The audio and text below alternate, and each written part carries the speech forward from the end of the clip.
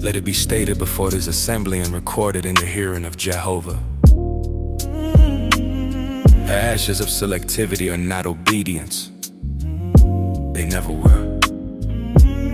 They are the remains of a strange fire, a partial sacrifice, the divided offering that Jehovah has not commanded and will not accept. Selective obedience is disobedience wearing the garments of righteousness, and the inspector is not deceived by the garner. But with obedience that contains the ashes of solidity is the offering of Nadab and Abihu, fire that was not commanded, smoke that ascendeth not as a sweet savor, an ash that testifieth not to complete surrender, but to calculated reservation. Jehovah judged the strange fire with fire from his own presence. The precedent is established and the standard cannot be lowered. The law saith all his commandments.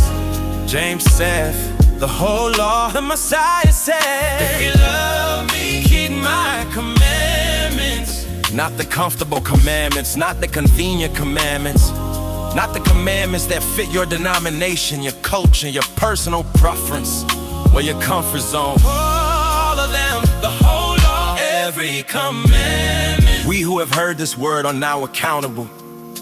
The lid has been opened.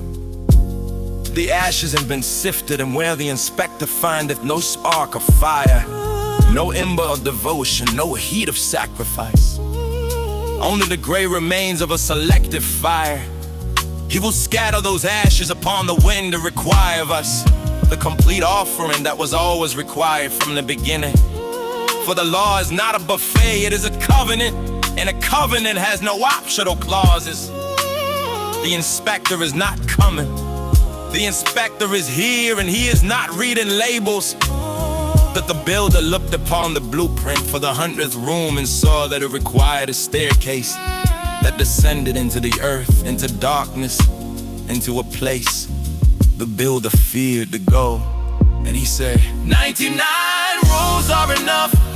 Who will notice one room missing? And he sealed the wall where the 100th room should have been.